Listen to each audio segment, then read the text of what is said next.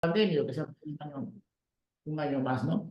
Entonces, más o menos de esa manera queremos abordarlo. Las elecciones van a ser importantes, pero también muy importante es entender cómo estas enmiendas realmente responden a las necesidades o los objetivos para el cual fue desarrollado, ¿no? Si van a servir para contener o no las emergencias de salud pública, ¿no? Entonces, más o menos esa es la dinámica. Eh, el sonido está perfecto, ¿no, Camila? Sí, se escucha perfecto. No sé, Pau, si quieres probar pasar, esto, hay un video de 3 minutos, por las dudas probar el sonido de eso. Sí, voy a Y probarlo. estamos esperando que se conecte Claudia Marie, que ella nos va a hablar sobre el reglamento. Empezaríamos con Claudia, luego con Natalia y luego Paula, ¿cierto?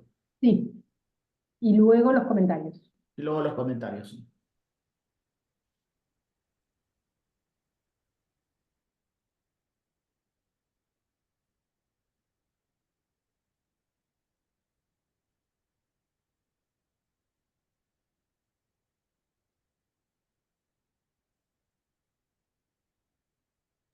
¿Lo ven y lo escuchan? No se escucha. Se ve, pero no se escucha. ¿Y ahora? ¿Está en alguna página de internet? Sí, está en una página de internet, pero igual lo descargué en mi compu también. A No, ver, porque si no le aquí podemos ya. pasar el enlace a Camila. Javi o a A ver si Camila. ahora sí. Ahora Ahora sí.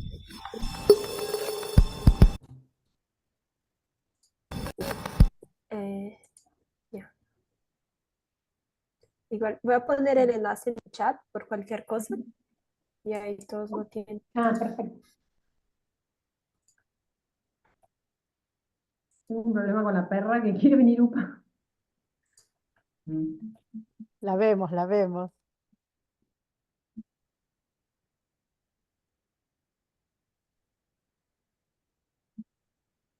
Mañana hay reunión, ¿no? De PMA.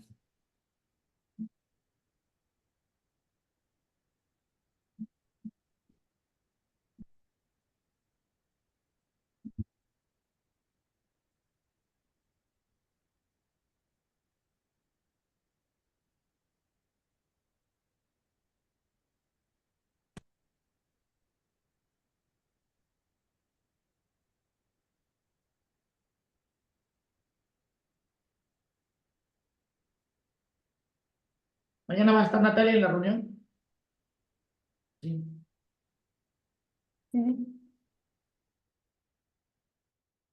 Acá es un feriado largo. Mañana también. Así que sí.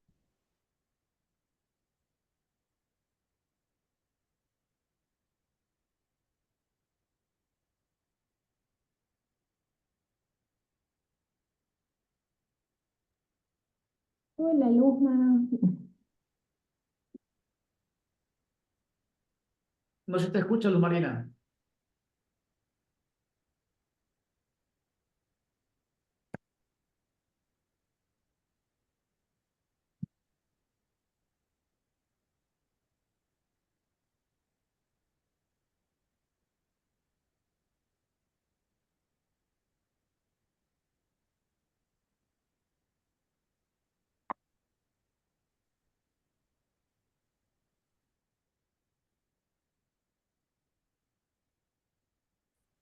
Aló, ¿me escuchan?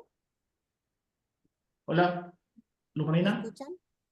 Sí, pero un poquito bajo, me parece. Ahora Ahora sí. ya tengo desconfigurado computador. Buenos días a todos, todas. Todo es un gusto volverles a ver. Hola. Hola, Diana. Diana, ¿se probó tu micrófono? Hola, ¿me escuchan Ah, ahí? sí, perfecto. Mi micro se baja como automáticamente, entonces voy a estar atenta, pero si llega a pasar, pues me avisan. Ahí estaré atenta. Sí. Te hacemos la ceñita, sí. Bueno, buenos días, son la hora indicada para el evento. Están ingresando aún nuevos los registrados. Vamos a darle más o menos unos 2 minutos más para empezar la reunión, este conversatorio. Le esperamos un poco de pedir un poco de paciencia para empezar este conversatorio en 2 minutos. Gracias.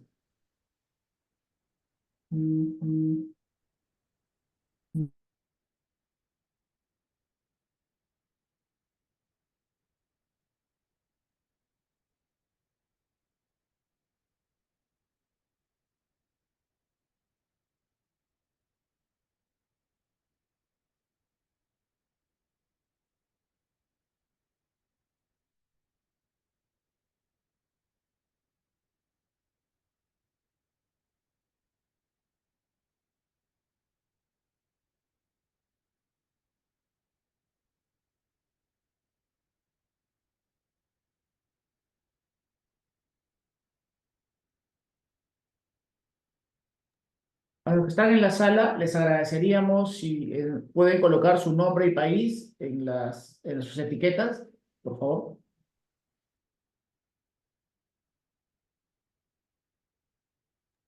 Sí, y en el chat también, porfis. En el chat podrían colocar su nombre, apellido, país y organización.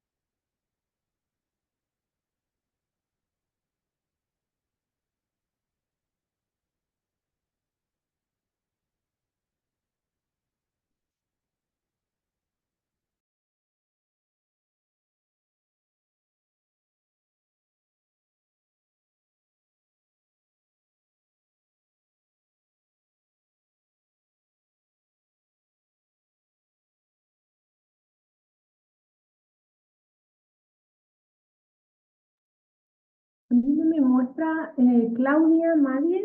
¿Ustedes la ven? Le estoy escribiendo. Sí que estaba con mala conectividad, pero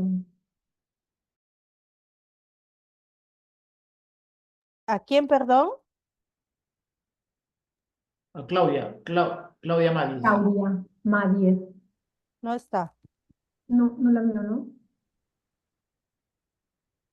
No.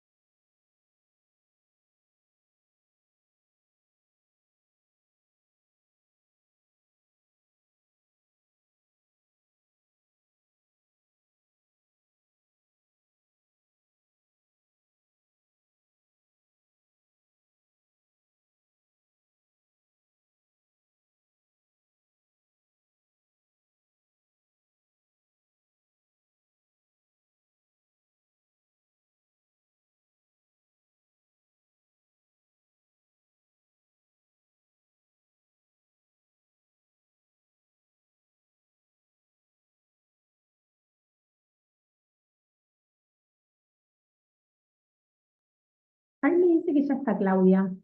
Claudia, porque le pido actualizar creo que el Zoom. Aquí Hola, buen está. día, ¿cómo están? Ah, perfecto. Hola Claudia, ¿cómo estás? Ay, qué Bien, bueno. muy bien. Qué Perdonen bueno. que me retrasé un poquito para conectarme. No te Ah, preocupes, gracias Clau por estar. perfecto. Creo que vamos empezando. A ver. Bueno, buenos días a todos y todas. Gracias por su tiempo y poder participar de este evento que consideramos de mucha importancia. Las organizaciones de la sociedad civil Latinoamérica, el Observatorio de Justicia, Red G, AIS, GHP, Public Citizen vienen organizando este evento y muchas otras organizaciones más de Latinoamérica, porque consideramos de mucha importancia conocer y entender qué nos trae estas enmiendas del Reglamento Sanitario Internacional. Eh, para un poco conocer cuál es la dinámica que vamos a seguir en este conversatorio, tenemos 3 panelistas y van a comentarnos por 10 minutos, van a hacer sus presentaciones por 10 minutos y luego comentaristas que van a hacer su participación por 5 minutos y luego abrimos a preguntas del auditorio, ¿no? Para hacer una pequeña introducción, antes de darle paso a nuestra principal ponente, sabemos que el Reglamento Sanitario Internacional ya es un reglamento que tiene vigencia desde los años 50. Este reglamento, la última revisión fue en el 2005, aprobado en la 58 Asamblea Mundial de la Salud, y fue el reglamento que estuvo vigente cuando empezó la pandemia del COVID-19, ¿no? Y cuando empezó la pandemia del COVID-19, los países observaron esto y lo calificaron como insuficiente para contener la pandemia que todos nosotros hemos sufrido, ¿no? Y presentaron más de 300 enmiendas a este reglamento. Y fueron negociadas hasta la 77 Asamblea Mundial de la Salud que se realizó en mayo de este año, ¿no? Se han aprobado nuevas enmiendas a este reglamento y la discusión es, ¿estas enmiendas son suficientes para contener las enfermedades de salud pública de importancia internacional y proteger a la salud global? Cómo calificamos estas enmiendas y a la vez cómo también otras experiencias de negociaciones nos permiten poder mejorar estas enmiendas para responder a las necesidades del sur global, ¿no? Sobre esto vamos a conversar y para ello tenemos especialistas en el tema con mucha experiencia en estas negociaciones de quienes podríamos escucharlos y hacer los comentarios para poder entender mejor este proceso, ¿no? Como ustedes han visto en los banners, tenemos a Claudia Viviana Madies, a Natalia Echegoyenberry y Paula de Boglios Gómez como panelistas de este evento. Y para iniciar, vamos a empezar con Claudia Viviana Madies. Ella es abogada, magíster en Sistema de Salud y Seguridad Social, también en Bioética y Derecho de la Universidad de Barcelona, profesora de la Universidad de Ciencias, Salud Social y Ambiente, es directora del Centro de Estudios de Investigación en Derecho Sanitario y Bioderecho de la Universidad de Salud y fue miembro del panel de expertos de la OMS en ética y legislación para el Reglamento Sanitario Internacional. A quien quiero dejar en el uso de la palabra, Claudia Madies, por favor, muchísimas gracias por tu participación. Está sin audio.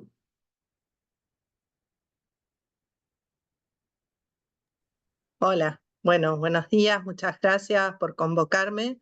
Voy a tratar de comentarles un poco cómo percibimos el proceso de enmiendas. En mi caso me tocó negociar por la Argentina en gran parte de este proceso. Ahora no lo estoy haciendo, ahora estoy hablando desde mi universidad.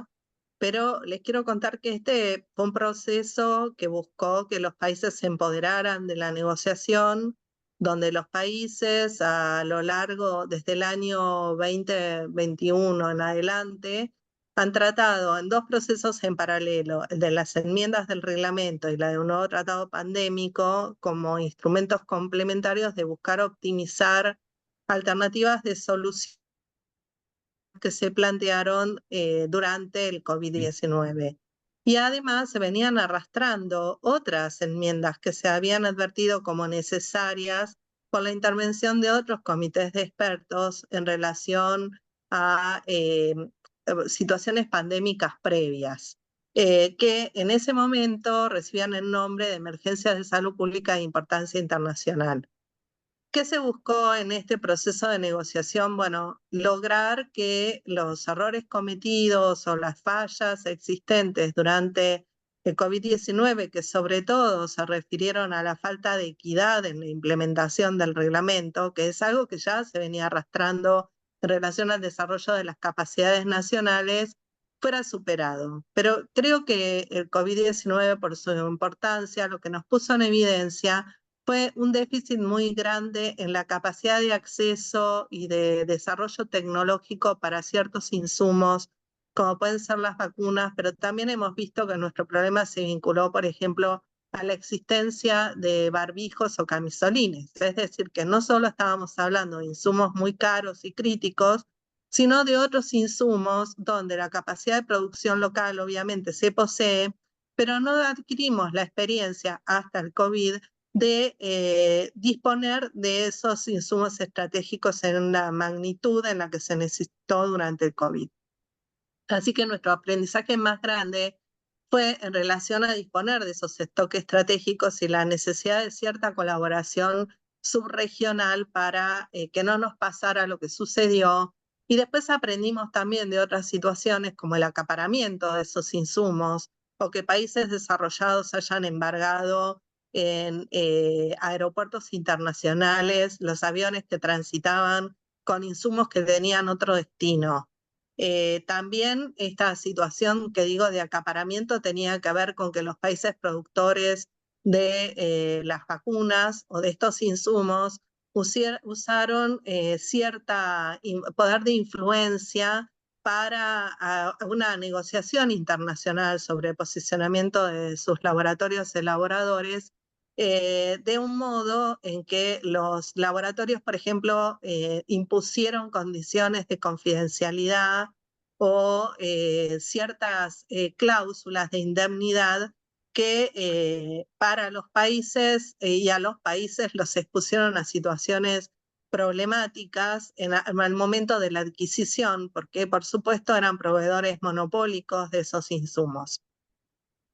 No nos sorprende este relato porque la advertencia sobre estos desvíos fue hecha por el comité de examen cuando analizó el reglamento, pero sí nos colocó en la situación de los países en el momento de la negociación, a los negociadores los colocó en la situación de cómo contrarrestar estas limitaciones con el posicionamiento de los países más desarrollados, que en vez de estar interesados por estos temas, como precisamente eran los países elaboradores, estaban interesados sobre todo en el acceso a la información vinculada a los datos de los virus y a la información epidemiológica y científica que permitía el desarrollo de estos productos y facilitárselos a sus industrias.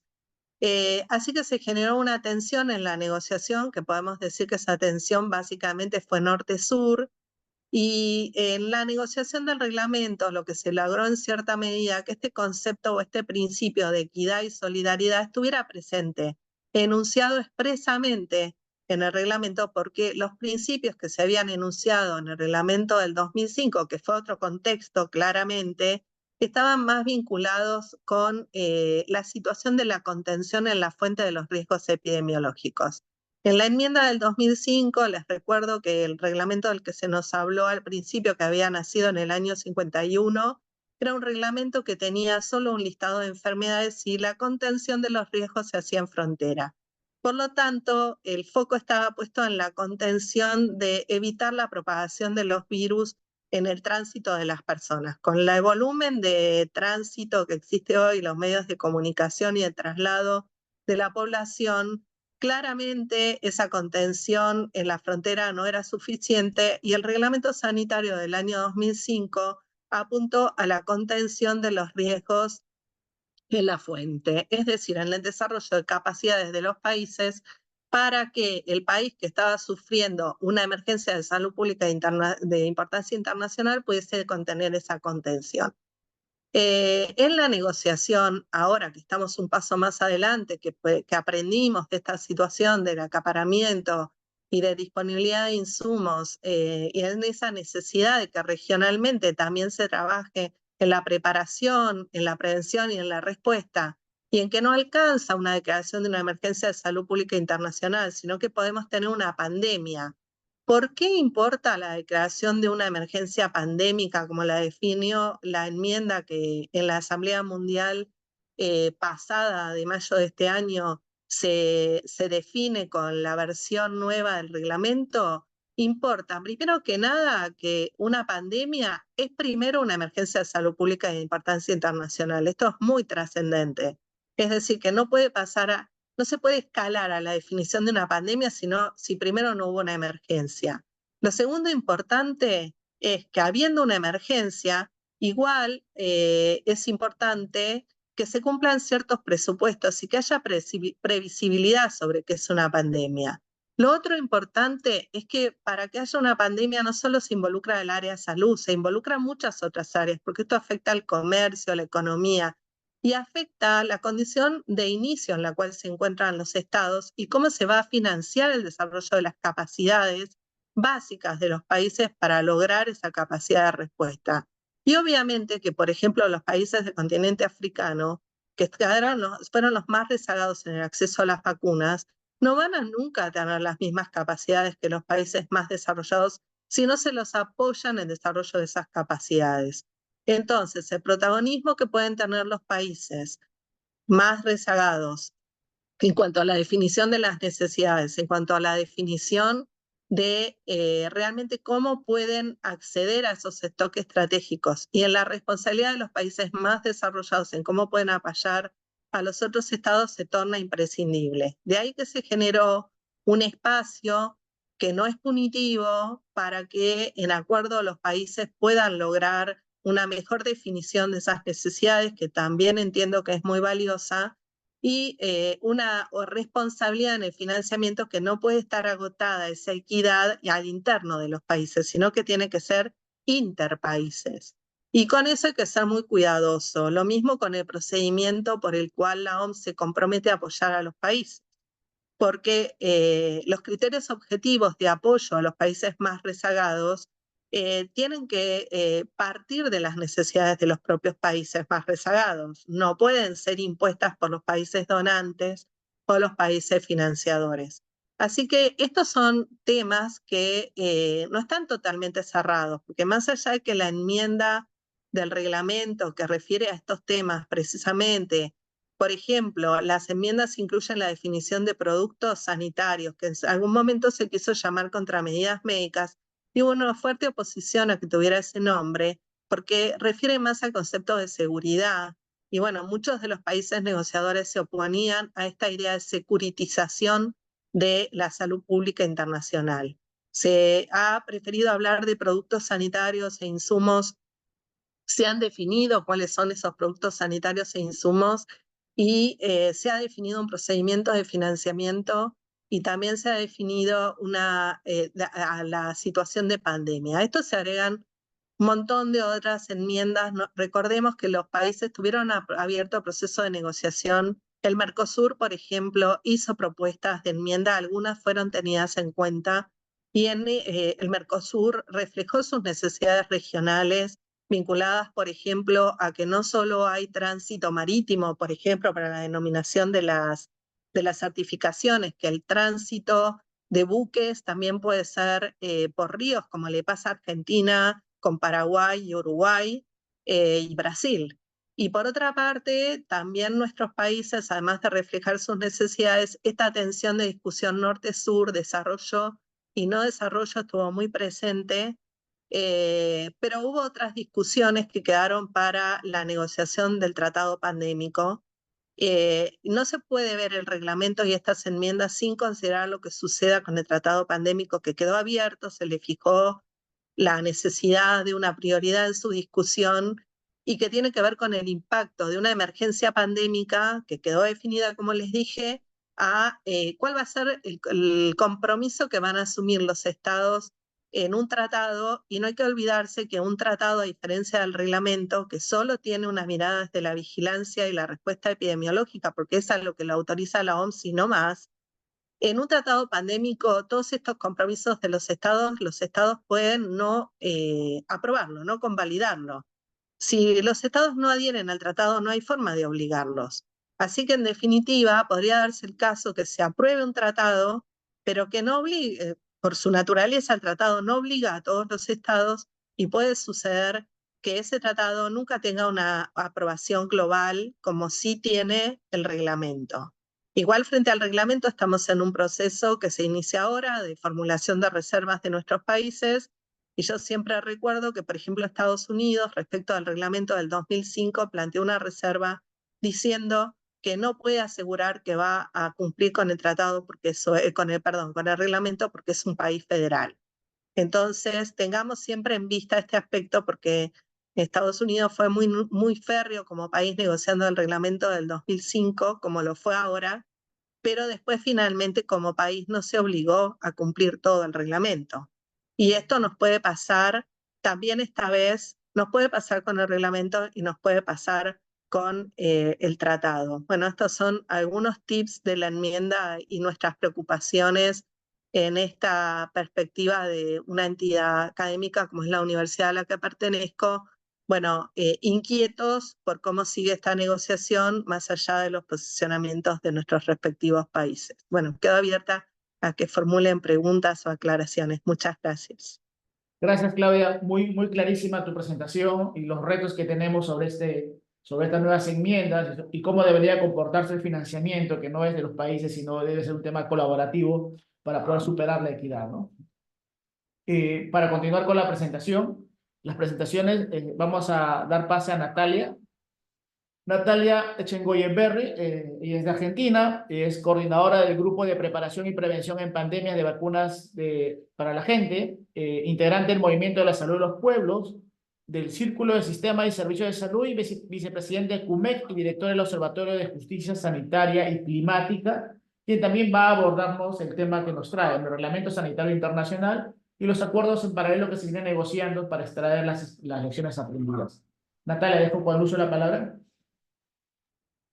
Bueno, muchísimas gracias, Javi, muchísimas gracias, Claudia, porque sé que era muy difícil. No sé, Claudia, si tenías que retirarte o no, o vamos a poder contar con vos un ratito Me puedo más. quedar, me puedo quedar. Bueno, genial, gracias, Claudia, bueno, y gracias a todos, también los compañeros y compañeras de panel, y a todos los que están desde Argentina un día feriado, que ahí estoy viendo varias organizaciones, movimientos y profesionales, colegas, amigos y amigas.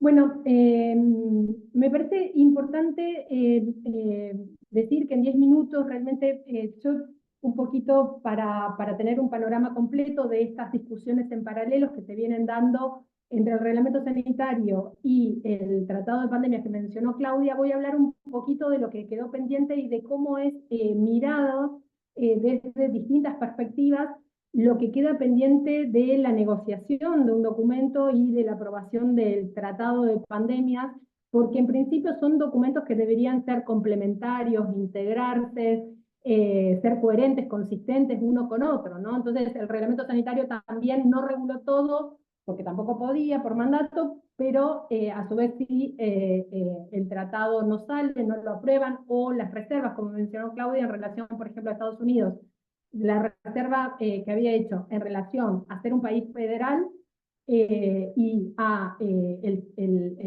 la reserva que había hecho en relación a la seguridad sanitaria también. De hecho, había motivado que Irán en su momento dijera esas reservas no son válidas porque desvirtúa el objeto el mismo objetivo que tenía el reglamento, ¿no? Bueno, eso mismo nos pasa con el Tratado de Pandemia. Voy a compartir pantalla. Y voy a ir, simplemente esto va a ser una invitación para que podamos, digamos, más tarde o en otro también encuentro, poder desarrollar un poquito más en extenso y poder tener también una lectura de los instrumentos, un análisis más en detalle, pero también desde una perspectiva crítica latinoamericana, vinculado a los movimientos sociales a los que pertenecen.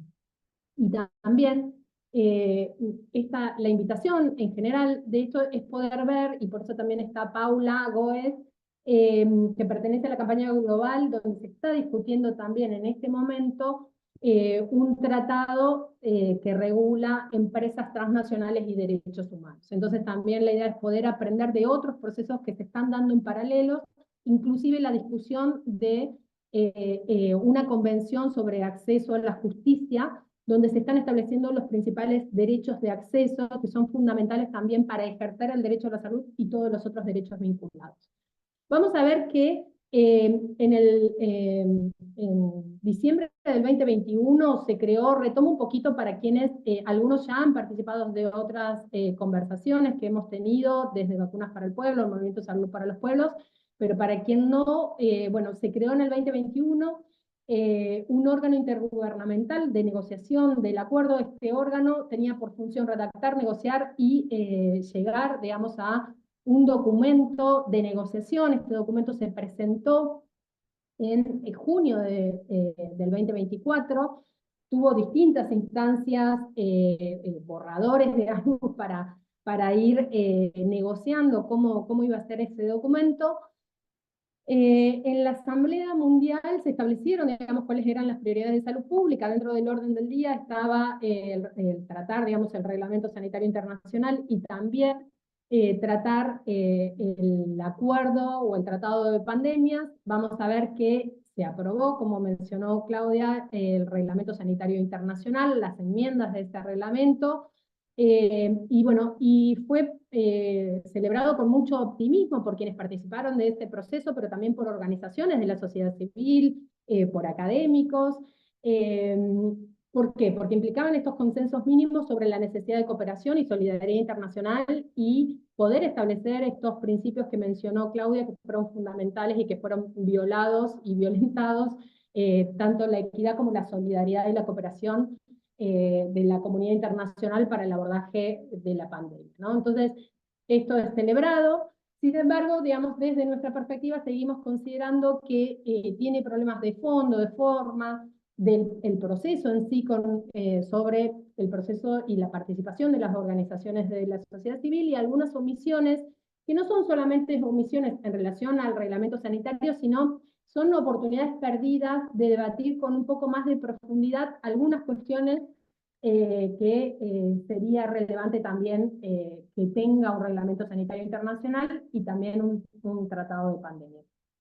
Vamos a ver algunas, digamos, de las noticias, ¿no? Era considerado una decisión histórica, las enmiendas, un paso adelante, una revitalización de la confianza en el multilateralismo para el bien común. Entonces, vamos a ver que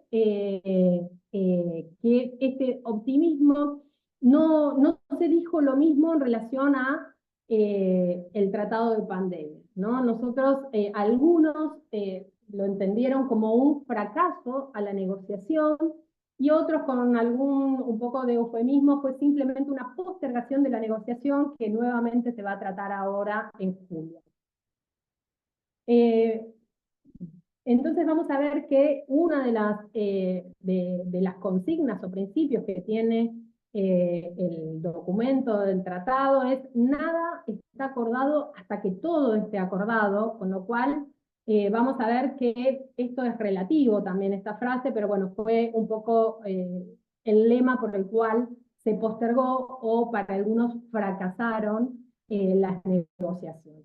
En este momento, este es el documento, digamos, que se presentó en la Asamblea, y estaba con verde, digamos, había una semaforización, estaba marcado con verde el texto sobre el cual se había alcanzado un acuerdo inicial, en amarillo la convergencia, digamos, también inicial, y el texto sin resaltar, no se había alcanzado convergencia, y el texto entre corchetes había opiniones divergentes. Voy a presentar algunas de ellas porque esto va a tener influencia, y ahí le vamos a pedir también a Claudia después que retome algunas de estas, seguramente estas divergencias y de problemas que también las tuvo, porque en un momento también se discutía en relación al reglamento si tenía que regular sobre algunas de estas cuestiones.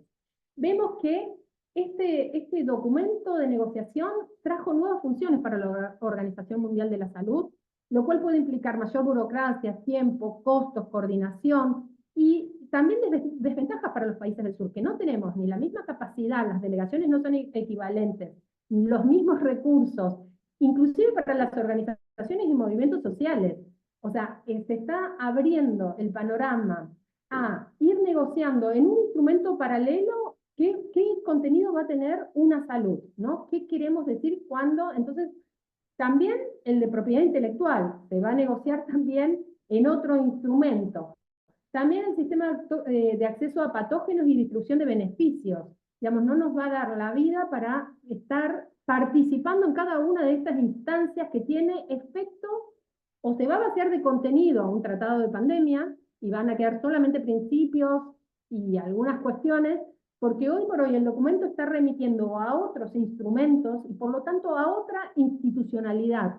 Se va a crear mayor institucionalidad y mayores también problemas de coordinación de esa institucionalidad y de sustentabilidad económica y en el tiempo de esa institucionalidad. Y cada vez una mayor burocracia que atenta contra las urgencias, emergencias de salud pública internacional o de pandemia, ¿no?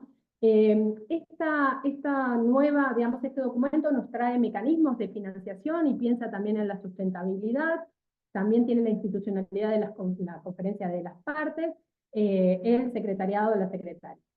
Yo marqué, o sea, hay mucho para marcar, esto no está marcado en rojo, si bien marcaron verde, amarillo y corchetes, estos corchetes yo los pongo, digamos, también como con un rojo, ¿no? Porque, pero evidentemente en la diplomacia no quieren utilizarse el rojo.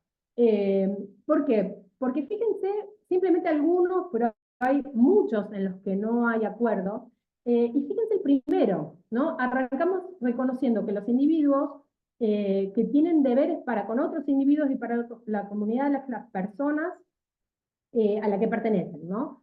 Y que las partes interesadas pertinentes tienen la responsabilidad de luchar por la observación, por la observancia del objetivo del presente acuerdo.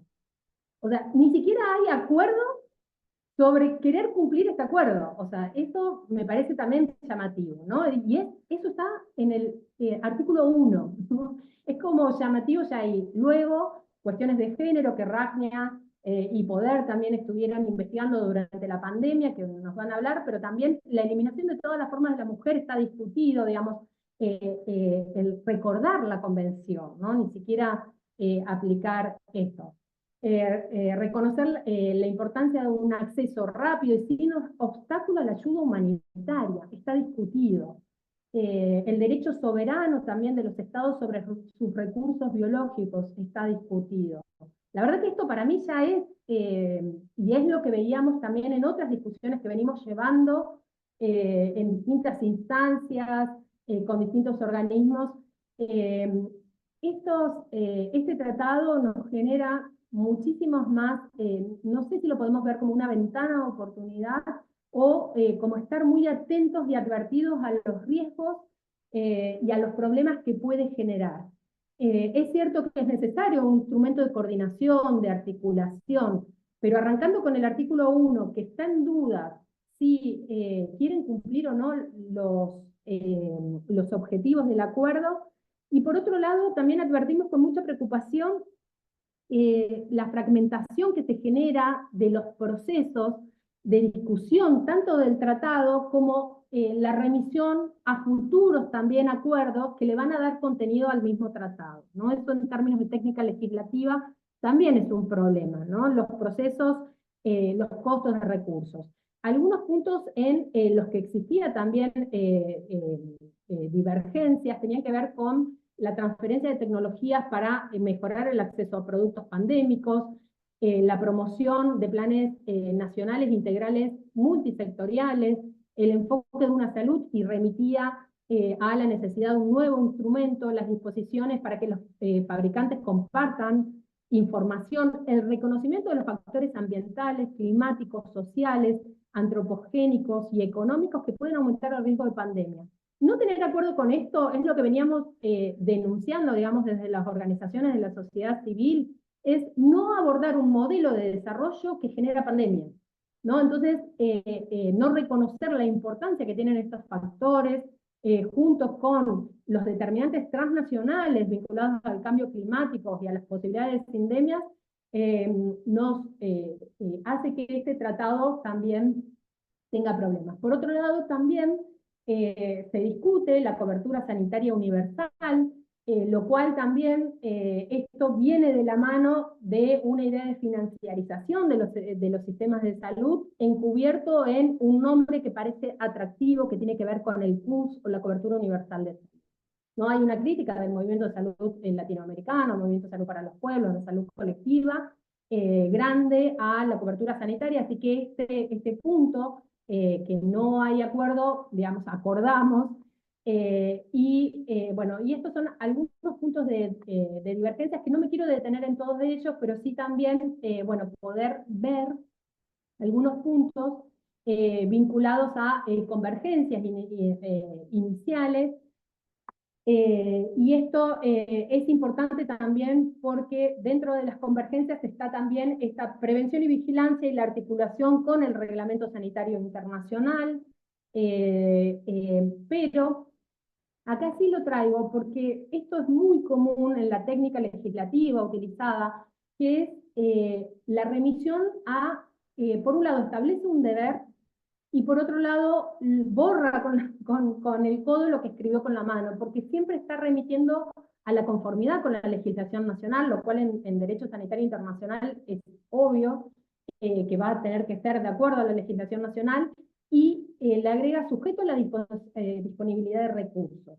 Y ahí también tenemos un problema, porque estamos sujetos a la buena voluntad de los estados partes. Y en este sentido consideramos que el tratado de pandemias es un tratado, decimos las 4A del tratado, que es ambivalente porque parece que está protegiendo más el tráfico, el comercio, el mercado, o al menos no dice, como podría expresarlo y como lo ha dicho el Comité de Derechos Económicos, Sociales y Culturales, que el acceso a tecnologías sanitarias, a vacunas, son bienes públicos que tienen una función social y que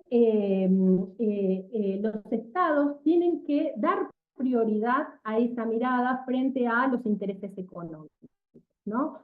Entonces decimos que también es ahistórico porque arrancó tarde, porque además demora demora en la aprobación, ya están atrasados, siguen pidiendo prórrogas, digamos, se extiende un año más el mandato del órgano de negociación intergubernamental, más los años que se tomen los estados para aprobarlos, luego para hacer reservas, luego para implementar las medidas, ¿no? Entonces, esta ahistoricidad también no da cuenta de todas las otras pandemias que ya tuvimos y de todas las evaluaciones anteriores del comité de examen que se ha hecho, y atemporal, digamos, y acrítico en relación a muchas de las medidas y de lo que están los desarrollos de los movimientos sociales latinoamericanos, de los movimientos globales pertenecientes al sur global, que están reclamando ciertas medidas. Y por otro lado, por ejemplo, tiene muchas normas para el durante, digamos, la pandemia, qué es lo que tienen que hacer los estados, aun cuando lo hace con los deberes, no quedan claros por la utilización de este tipo de términos condicionales, donde dice en la medida de lo posible. Esto, en la medida de lo posible, por ejemplo, que un tratado internacional diga en la medida de lo posible los países van a cumplir sus deberes, es insólito. O sea, no hay ningún tratado que establezca en la medida de lo posible de nada. Fíjense que ni siquiera en el ámbito privado uno alquila un inmueble y jamás nadie va a dejar sujeto a que tengas recursos o sujeto a que puedas pagar el alquiler. Porque un tratado internacional que regula los deberes de solidaridad y de cooperación internacional tiene términos como estos, tiene términos condicionales, ¿no?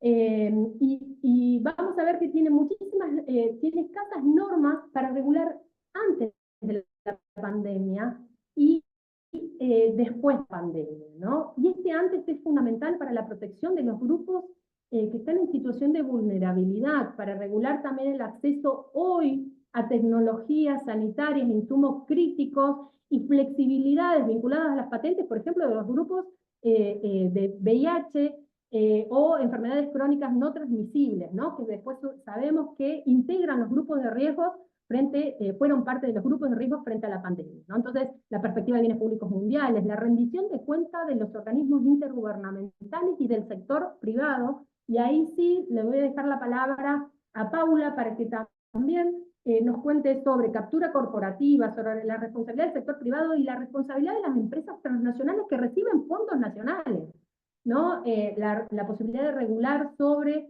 la responsabilidad común pero diferenciada, y sobre todo integrar todo el desarrollo teórico y del Sistema Interamericano de Derechos Humanos y sobre todo el Comité para la Eliminación de la Discriminación Racial, que también dispuso sobre la importancia de asegurar la asequibilidad, accesibilidad, disponibilidad de insumos con una perspectiva de grupos en situación de vulnerabilidad. Entonces tenemos voces silenciadas durante el proceso, no han integrado, digamos, este documento, tampoco, y una cuestión que en ese sentido también ya es un documento que nace envejecido, ¿no? Y perdón con el prejuicio hacia la vejez, pero es un documento que tampoco responde a nuevas problemáticas como es la neurotecnología, ¿no? Los problemas vinculados por las tecnologías que sí se está discutiendo en foros como la UNESCO, inclusive la ética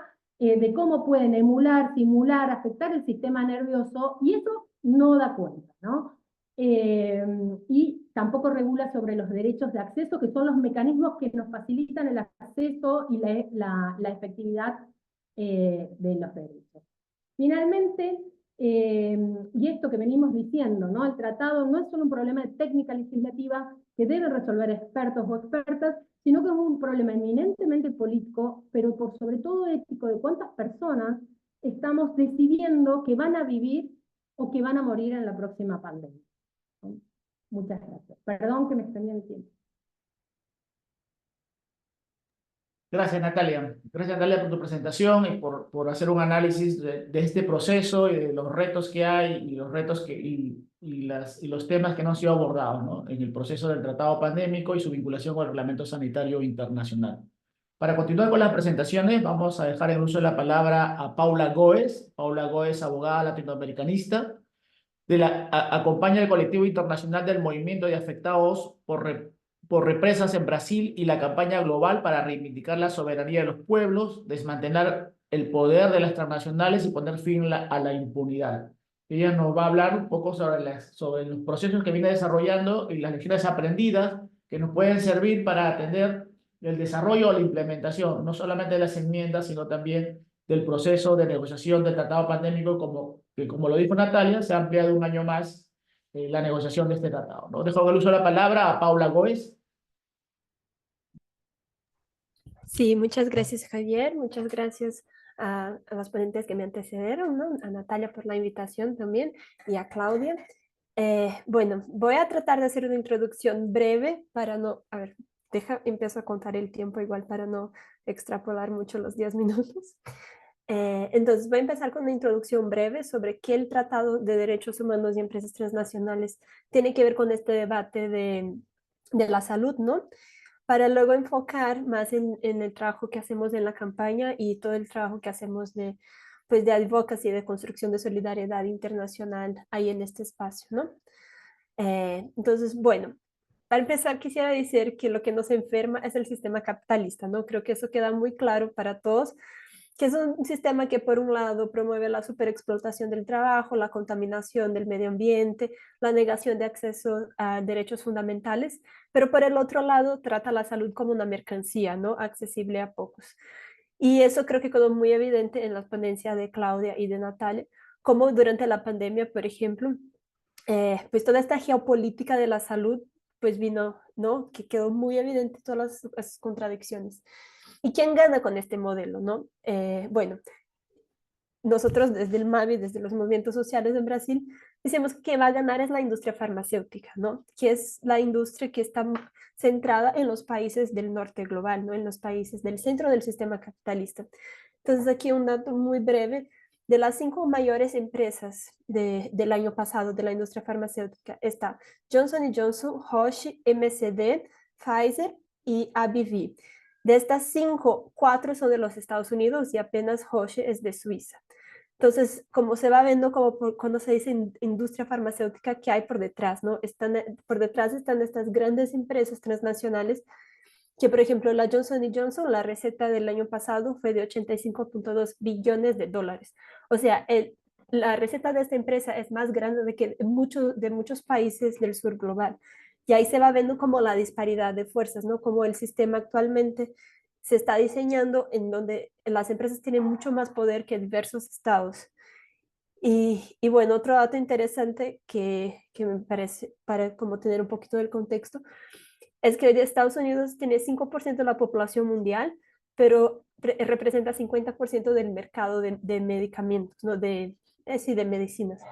Entonces, este modelo que nos imponen, este modelo de la salud como sinónimo de no tener enfermedad, es un modelo que por detrás tiene todos estos intereses como geopolíticos y de ganancias, ¿no? De estas empresas. Y bueno, para el MABI, ¿cómo hacemos la contraposición a este modelo? ¿Cómo entendemos la salud? Bueno, para nosotros la salud presenta un carácter social, ¿no? Que extrapola este modelo médico centrado en el individuo, la alopatía y los hospitales. Y para eso utilizamos el concepto de determinación social de la salud, que justamente discute este carácter histórico social del proceso salud-enfermedad, ¿no? No la salud como ausencia de enfermedad, sino la salud como un contexto de producción y reproducción de la vida en el cual pues la vida vale más que las ganancias, ¿no? Que es un debate que hacemos mucho en este contexto más geopolítico de las empresas transnacionales. Y bueno, justamente cuando llegan estas empresas en nuestros territorios, sea en el ámbito rural o en el ámbito urbano, ahí ya empiezan las violaciones de diversos derechos, entre ellos el derecho a la salud.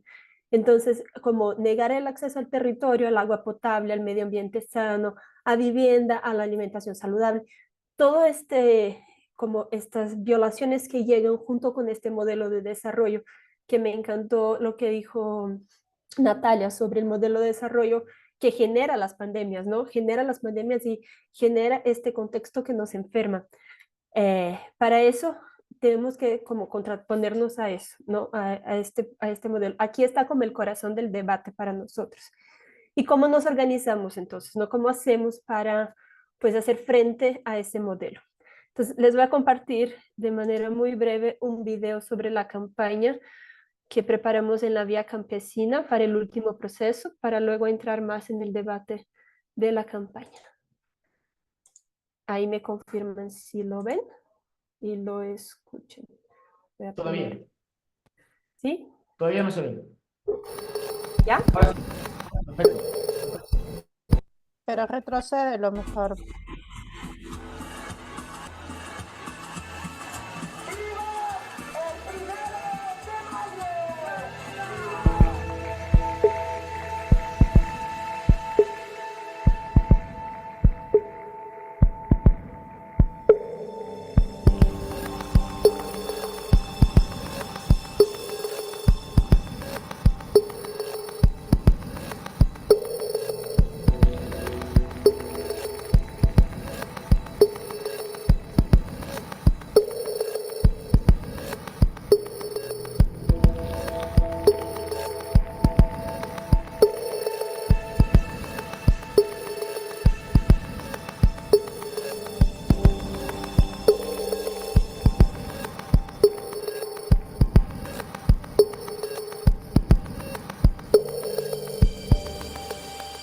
The existing international human rights laws has a regulatory gap.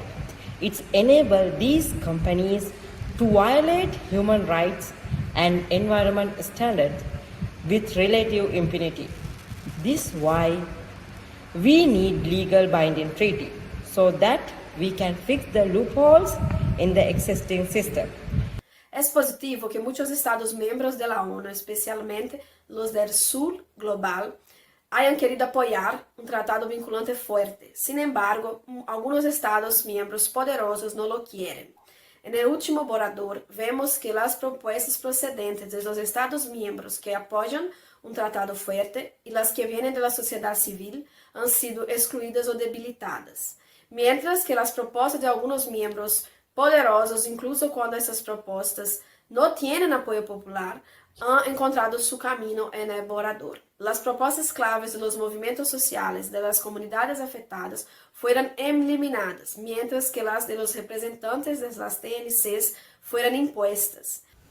Nous voulons que le traité reconnaisse les normes en matière de droits de l'homme au détriment des traités de commerce et d'investissement.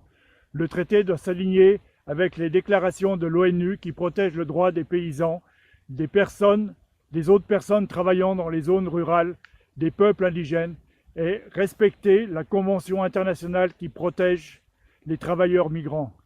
Il doit y avoir des obligations légales pour les sociétés transnationales. Le traité doit couvrir toutes les activités de la chaîne d'approvisionnement de ces sociétés transnationales. Le traité doit protéger les droits et la vie des défenseurs des droits environnementaux et de celles et ceux qui dénoncent les irrégularités. Le traité doit empêcher les sociétés transnationales de s'emparer des espaces politiques locaux, nationaux, internationaux, grâce à leur pouvoir financier et à leur influence. Mais surtout, le traité doit être contraignant et inclure une Cour internationale et d'autres institutions chargées de veiller au respect de ce traité. Un traité contraignant maintenant, globalisons la lutte, globalisons l'espoir. Tratado vinculante ya, globalicemos la lucha, globalicemos la esperanza. Binding treaty now. Globalize struggle, globalize hope.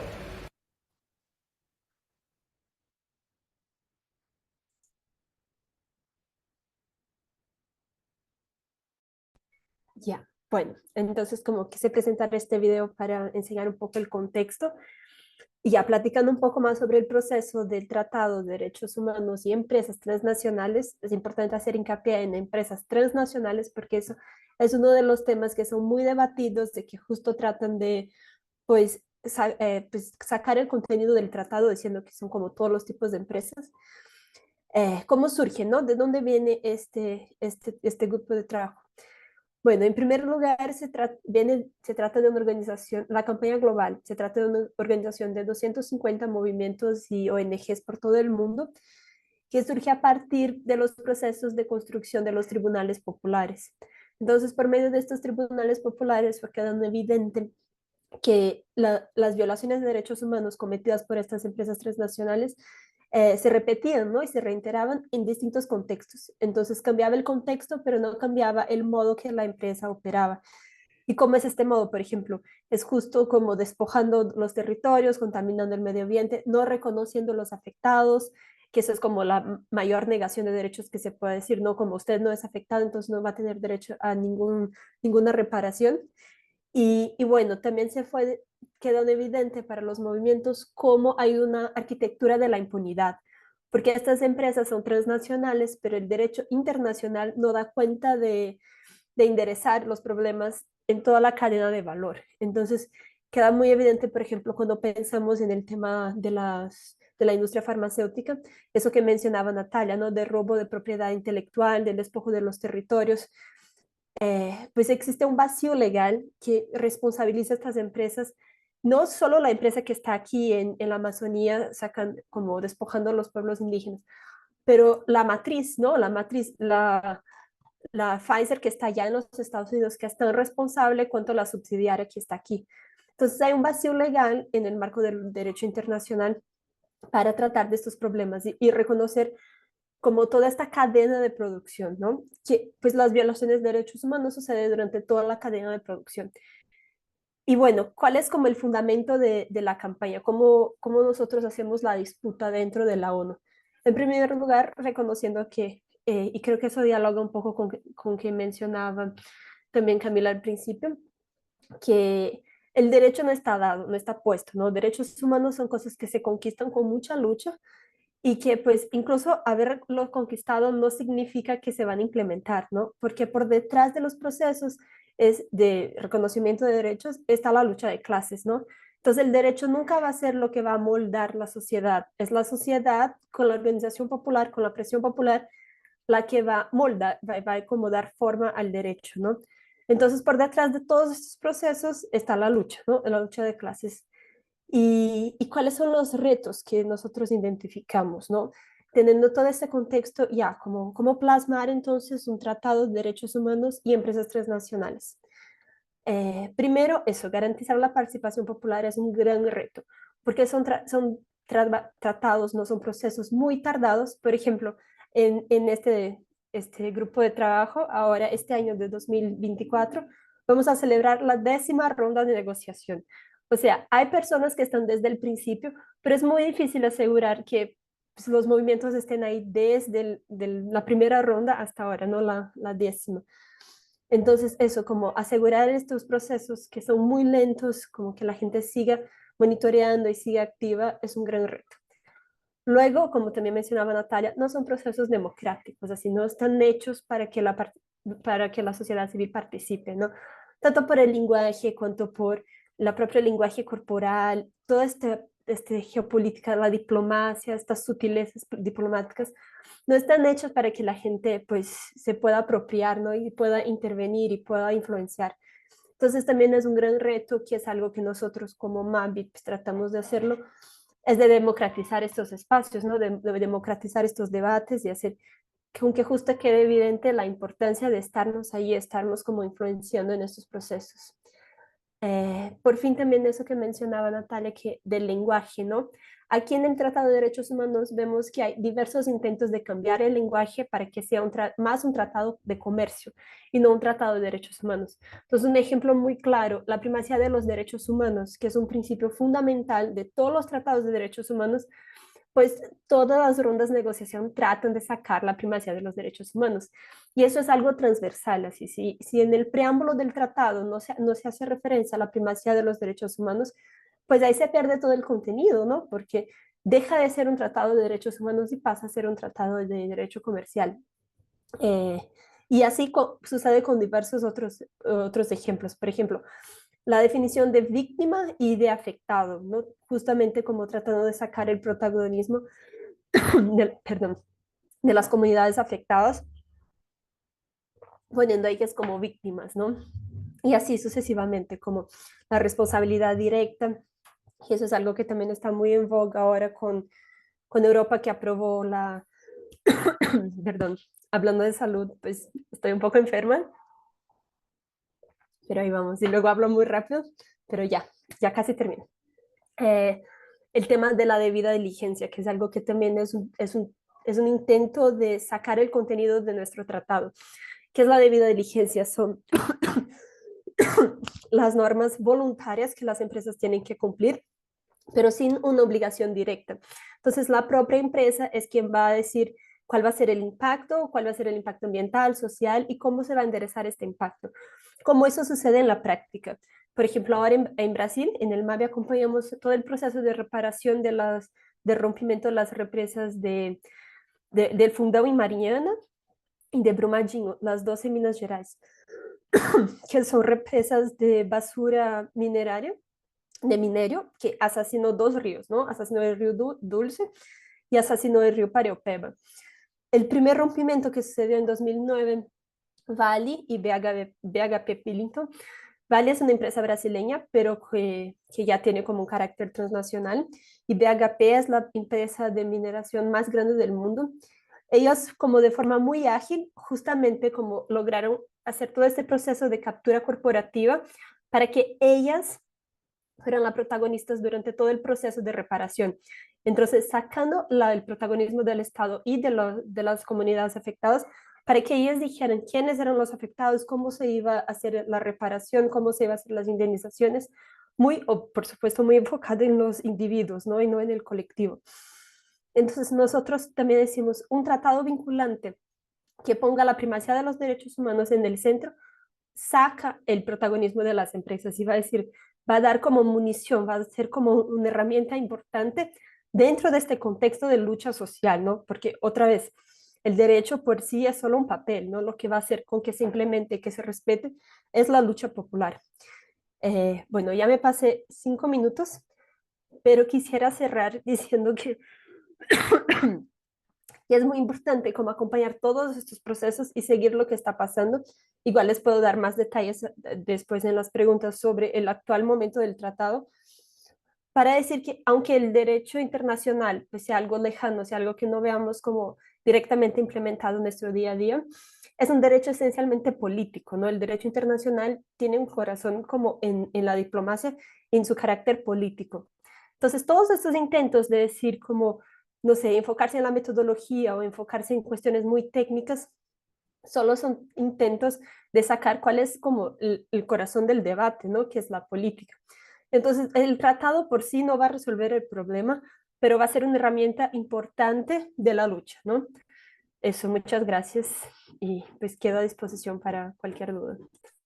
Gracias, Paula. Gracias, Paula, por tu presentación y por dibujarnos el panorama sobre los intereses y sobre cómo se comporta el poder corporativo, hablarnos sobre la debida diligencia, que es un tema que está en Perú también y en muchos países de América Latina, es un tema que está abordándose y tomando valor. Para pasar a la siguiente fase, vamos a dar pase a los comentaristas de las exposiciones, de las 3 exposiciones que han sido brillantes y con mucho aporte, ¿no? Y vamos a empezar con Luz Marina Umbacía, de Colombia. Ella es coordinadora de la Coalición de Medicinas para la Gente, asesora de GHP de Colombia y de Public Citizen de Estados Unidos, a quien dejo el uso de la palabra. Luz Marina. Gracias, Javier. ¿Me escuchan bien? Bueno, buenos días o buenas tardes para todos y todas. Un gusto estar aquí.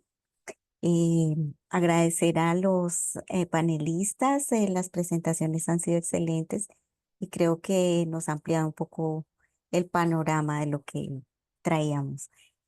Me voy a referir a unos puntos específicos eh, en razón del tiempo.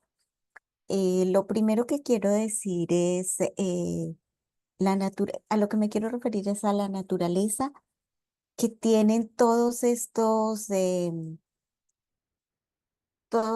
acuerdos y todos estos documentos emanados por la OMS. Hay mucha discusión entre si realmente estos reglamentos, acuerdos, llegan a ser realmente vinculantes para los países. Y sobre todo porque tienen esa carga de derechos humanos que han sido tan desvalorizados a través del tiempo, eh, prevaleciendo los intereses comerciales. Y va gran parte de esta discusión se centra en el lenguaje, ¿no? Entonces, es vinculante cuando la palabra que se utiliza es deberá, proveerá, se comprometerá. Y generalmente este tipo de palabras se otorgan a los países en vía de desarrollo. Hay otras palabras como debería, promovería. Cuando están en este tiempo verbal, tal vez esa vinculación ya no es tan evidente, ¿no? Tal vez hay un asesoramiento autorizado o simplemente puede proveer de la voluntad de los estados. Y aquellas palabras como puede, que generalmente son aquellas palabras donde, sobre todo en los términos financieros, los países pueden apoyar, apoyarán. eh, Son aquellos vocablos los que realmente dan la pauta para que los tratados sean vinculantes o no. Y hago este llamado de atención porque definitivamente a lo que tenemos que tener cuidado en este seguimiento a estos mecanismos internacionales es al lenguaje, como ya lo han dicho todos, ¿no? Y quiero hacer ese llamado. A veces se ve muy bonito el párrafo, pero el verbo en el tiempo en el que se utilice jurídicamente tiene unas connotaciones diferentes. Y bueno, de ahí pasó al Reglamento Sanitario Internacional que tuvo 4 grandes enmiendas. La primera fue introducir esta definición de emergencia pandémica como lo relacionaba Claudia, lo cual es importante porque de alguna manera sitúa la situación de emergencia como este estado en el cual las cosas entran a un ámbito especial, ¿no? No tienen que cubrirse toda la serie de procedimientos que se realizarían en la vida normal. El otro es el compromiso con la solidaridad y la equidad, que ya lo hemos venido discutiendo en muchas reuniones y que sigue siendo ambivalente y no sigue siendo, eh, no está realmente garantizado que esa equidad y esa solidaridad lleguen a ser ciertas, porque siempre está el grupo de países independientes y el grupo de países que son autónomos y pueden decidir, especialmente en el sur global. Hay un comité de estados parte que se va a conformar para garantizar que estas enmiendas del Reglamento Sanitario Internacional en su versión nueva se puedan ajustar en cada país. Ahí es importante también tener cuidado quiénes van a conformar este comité, porque en esa misma medida podemos tener la garantía de que los países, especialmente los países en vía de desarrollo, van a tener un apoyo y realmente van a poder dar respuesta a la pandemia en sus países. Porque recordemos que el reglamento sanitario eh, internacional tiene por objeto evitar la propagación de enfermedades, pero también dar respuesta en su territorio a sus ciudadanos. Entonces, esto, a pesar de que siempre se maneja dentro del ámbito internacional, pero tiene que garantizar que los nacionales tengan un tratamiento a tiempo y que no pase lo que sucedió en la pandemia, como ya todos sabemos. Em, Hay unas autoridades nacionales que se proponen en la creación de este Reglamento Sanitario Internacional. Em, Ojalá que logremos en cada país aprovechar este espacio, ¿no? Para empujar estas negociaciones y ya paso al acuerdo pandémico, un poco para vincular estos dos instrumentos, ¿no? El Reglamento Sanitario Internacional es un poco más operativo y hay muchos temas que se quedaron por fuera. El tema de la financiación, como ya lo mencionaban, que es un tema clave. No se le puede exigir a un país que no tiene un sistema de salud, ni siquiera para las cosas básicas, que pueda dar respuesta a una pandemia sin el suficiente apoyo financiero y técnico para lograrlo.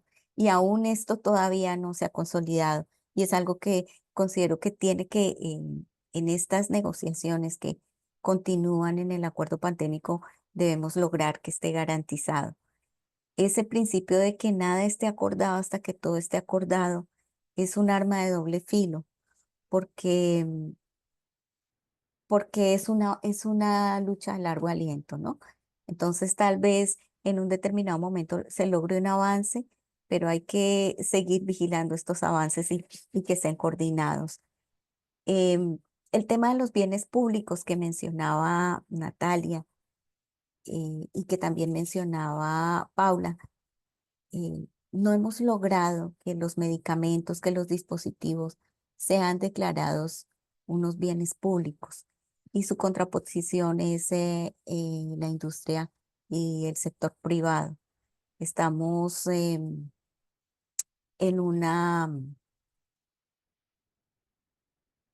una lucha de poderes muy desigual y por lo tanto es importante seguir presionando porque por lo menos en lo que se refiere a salud, estos elementos esenciales en los dispositivos sanitarios, como decían, incluso los más elementales como una mascarilla, un respirador, em, se pueda tener acceso a ellos realmente.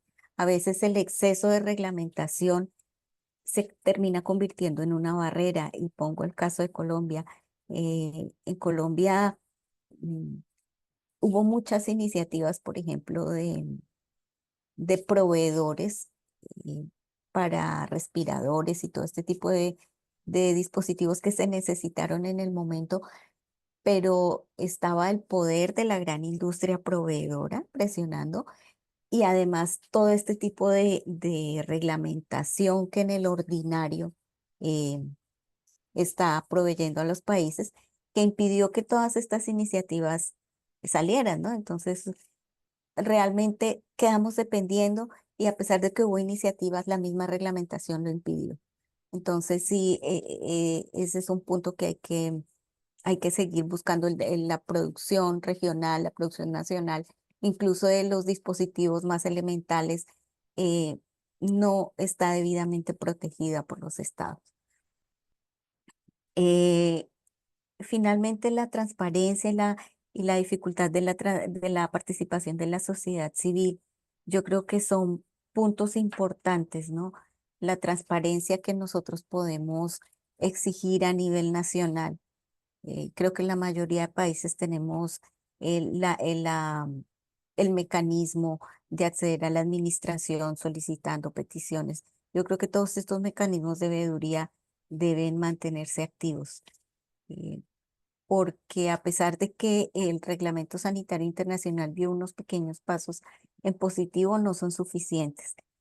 Y hay muchos vacíos jurídicos que deberían estar resueltos en ese acuerdo pandémico, que no necesitamos que se refiera a otros acuerdos, como bien lo decía Natalia, esos acuerdos ya están estructurados, sino simplemente buscar precisamente facilitar esa respuesta en el momento necesario y no pretender que vamos a modificar el tratado de una sola salud acá en el acuerdo pandémico, solamente porque a la industria farmacéutica de pronto le puede convenir más. Una anécdota y algo que realmente me ha tenido reflexionando en los últimos días, y es el hecho de que la industria farmacéutica se encuentra molesta, por decirlo de alguna manera, porque la producción de vacunas fue un fracaso para ellos, ¿no? Están diciendo que las pérdidas que han tenido son monumentales porque ellos habían hecho unos estudios perspectivos en los cuales iban a obtener determinadas ganancias y la vacuna se dejó de utilizar. En la mayoría de los países ya no se está utilizando. Entonces, no le cabe a uno en la cabeza cómo pueda estar pensando eso la industria privada, mientras que el pueblo, los ciudadanos, todavía no tienen acceso a servicios de salud esenciales. Entonces, sí es importante concentrarse en estos temas de la pandemia, pero sin dejar de ver esa mirada de lo normal, ¿no? Los servicios sanitarios normales que todavía adolecen de muchas necesidades. Gracias. Gracias, Luz Marina. Gracias por tus comentarios. Perdón por pasarme el tiempo. Vamos a dar pase ahora a Diana Silva. Diana Silva es de México, investigadora de Poder, que es un proyecto sobre el desarrollo, educación e investigación de México. Diana. Hola, buenos días. ¿Me escuchan ahí? Bueno, mi nombre es Diana Silva. Estoy muy agradecida por esta invitación, que desde Poder vemos pues muy importante porque sí nos hacen falta espacios desde la sociedad civil para pensar estos temas y también por el tema del idioma, ¿no? Que tengamos más espacios de discusión en español donde podamos llegar a más personas que están preocupadas por el acceso a la salud, a los medicamentos. Entonces, de nueva cuenta, agradeciendo al Movimiento por la Salud de los Pueblos y pues a todos mis colegas que se encuentran conectados el día de hoy. Bueno, yo quisiera reforzar algunos de los elementos que ya se mencionaron en términos de la captura corporativa del Estado, que nos enseñó la pandemia. La pandemia prácticamente es un caso de libro, ¿no? De cómo está funcionando la industria farmacéutica y de cómo se están generando barreras para acceder a los medicamentos, en este caso las vacunas, pero no solamente las vacunas, sino también otros insumos indispensables para la salud. Nosotros desde Poder hacemos investigación corporativa, seguimiento al dinero, en donde observamos cuáles son las estructuras corporativas que estuvieron detrás beneficiándose de la pandemia. Entonces, lo primero que quisiera mencionar es que las farmacéuticas impulsaron una narrativa de salvadores en donde dijeron que gracias a las farmacéuticas se logró una vacuna en tiempo récord. En menos de un año pues ya teníamos la vacuna COVID. Lo que no dicen las farmacéuticas es que esto se hizo porque hubo mucha investigación previa sobre coronavirus que financiaron los estados, porque hubo un cambio normativo de las agencias reguladoras que cambiaron la forma en que se aprobaban las vacunas, también porque hubo inversión pública y compras anticipadas, es decir, los estados se comprometieron a pagar mediante contratos grandes cantidades de medicamentos y esto también financió la producción de vacunas. Entonces todo esto no se menciona, pero que está presente, ¿no? Entonces aquí hay un tema también de narrativas, de cómo la industria farmacéutica se ha posicionado para decir que ellos son los salvadores y que por eso ahora, esto último que mencionó Luz Marina, en términos de que están en crisis, ¿no? Porque ya nadie las compra y que pues necesitan que les vuelvan a financiar, ¿no? También vimos el nacionalismo de las vacunas y cómo fracasaron los sistemas de cooperación internacional. Observamos que del 69% de las compras globales, solamente 7% se obtuvieron mediante este tipo de mecanismos que son de cooperación internacional. Obviamente pues hubo mucha opacidad y falta de acceso a la información porque no se supo el precio de estos medicamentos. Y también, pues obviamente la desigualdad que ya se ha mencionado bastante, pero que yo quiero volver a mencionar, y es que los países de ingresos altos tuvieron el curso completo de vacunas de más del 76-78%, ¿no? Versus los países de ingresos bajos, medios y bajos, ¿no? Que accedieron en el 58 y el 25% de su población, ¿no? Entonces ahí tenemos una desigualdad que, digamos, estamos hablando de la pandemia, pero que habla, ¿no? De cómo funciona la industria farmacéutica. También algo que ya han mencionado, pero yo también quisiera darle una cifra y un valor, y es que mientras los países de ingresos altos solamente tuvieron que aumentar sus presupuestos en 0,8% para atender a su población, en el caso de los países de ingresos bajos, los presupuestos tenían que aumentarse en el 56%, ¿no? Esto era imposible de sostener para los países de ingresos bajos.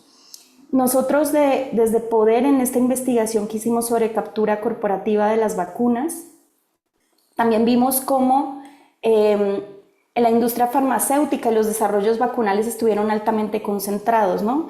Sabemos que la industria farmacéutica opera prácticamente como un monopolio. Las 20 farmacéuticas más grandes controlan prácticamente el mercado de medicamentos a nivel global.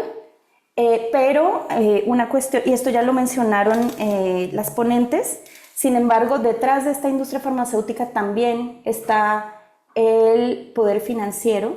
Detrás de estas farmacéuticas buscamos quiénes eran sus accionistas y coincidían en prácticamente 3 grandes accionistas, que son BlackRock, Vanguard Group y el Fondo Noruego, ¿no? Entonces, vemos que también, además de las farmacéuticas, está el poder financiero detrás de estas farmacéuticas, ¿no?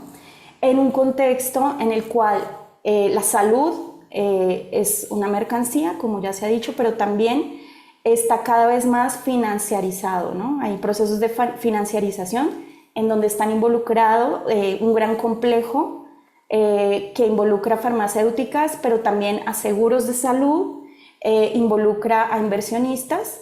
Y obviamente frente a ese contexto pues, de expansión del capital y de cómo se ha convertido en un negocio, lo que hemos visto es que las emergencias sanitarias se han vuelto la oportunidad para generar mayores ganancias y mayores riquezas concentradas en unos pocos, ¿no? Por esto la importancia de mecanismos, de tratados como el que se mencionó para regular la actividad empresarial, para regular la concentración de riquezas y de poder, en donde los estados, sobre todo de los países de ingresos medios y bajos, pues no tienen el poder de competir con estas grandes financieras, ¿no? Grandes empresas como BlackRock, ¿no? Que es uno de los es el cuarto poder a nivel global. Entonces, quisiera dejarlo por aquí.